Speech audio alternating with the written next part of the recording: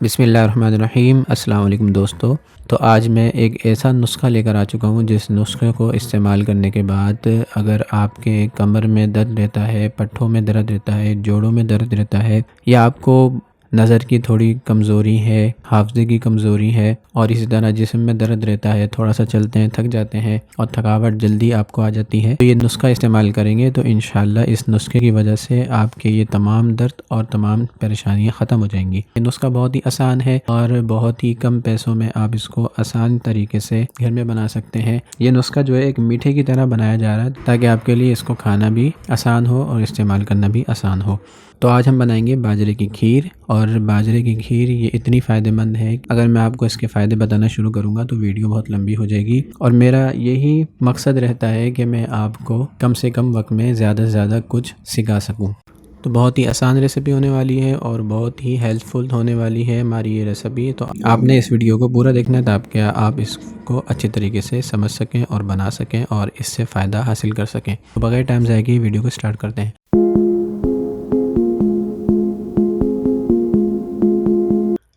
इस रेसिपी के अंदर हम इस्तेमाल करेंगे बाजरा और कुछ ड्राई फ्रूट, जिसके अंदर मैंने लिया है यहाँ पर मखाने और इसी तरह कुछ बादाम और इसी तरीके से कुछ अखरोट और कुछ किशमिश।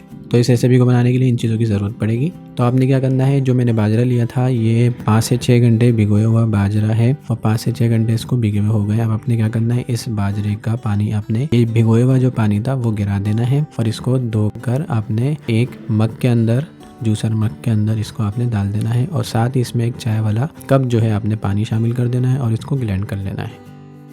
ये देखें मैंने इसको ग्राइंड कर लिया। और ग्राइंड आपने इसको पूरा बिल्कुल नहीं पीसना बल्कि इसको दरदरा पीसना है। जिस तरह के हम खीर बनाते हैं तो खीर में चावलों को दरदरा पीसा जाता है, तो आपने इसी तरीके से इसको भी थोड़ा मोटा मोटा रखना है ताकि ये हमारी जो खीर बने इसकी वो अच्छी बने। और फिर क्या करना है, आपने जो हमारे पास चीज़ें थी, किशमिश के अलावा जो 3 हमारे पास चीज़ें थी, मखाने, बादाम, अखरोट, उसको आपने पीस लेना है इमाम दस्ते के अंदर और इसको भी दरदरा पीसना है, बिल्कुल बारीक नहीं पीसना। जब आप इसको खाएँ तो आपको ये खीर जो और ही बेहतरीन लगे।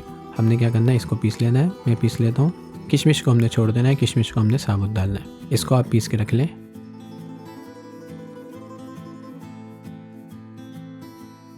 चलिए अब इसको पकाने की तरफ चलते हैं।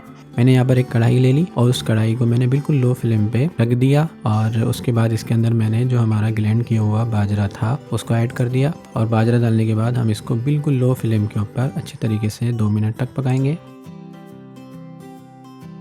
ये देखिए 2 मिनट हो चुके हैं और हमारा जो बाजरा था वो अब गाढ़ा होने लग गया है थोड़ा बहुत। तो इस सूरत में आके आपने इसके अंदर, मैं यहाँ पर 700 ml दूध ले रहा हूँ, मतलब 3 पाव के करीब 3 पाव दूध ले लें और उबला हुआ दूध आप इसमें शामिल कर दें। और शामिल करने के बाद आप इसको चमचा थोड़ा बहुत हिलाएं और चमचा हिलाते हुए आपने इसको तकरीबन 10 से 20 सेकंड चमचा हिलाना है। उसके बाद आपने इसको ढक के रख देना है लो फ्लेम के ऊपर तकरीबन 10 से 15 मिनट के लिए।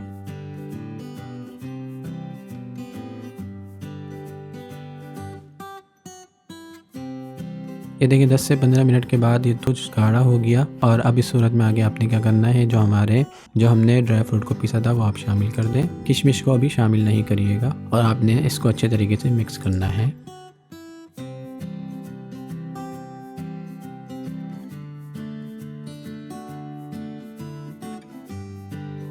तकरीबन 1 से 1.5 मिनट तक आप इसको इस तरह पकाएंगे। उसके बाद आप इसमें 1.5 कप चीनी डाल दें। आप अपने हिसाब से चीनी डालिएगा। अगर शुगर है तो फिर आप गुड़ का इस्तेमाल करिएगा, अगर घी का इस्तेमाल करिएगा, जो आपकी मर्ज़ी, इस तरह आप कर सकते हैं।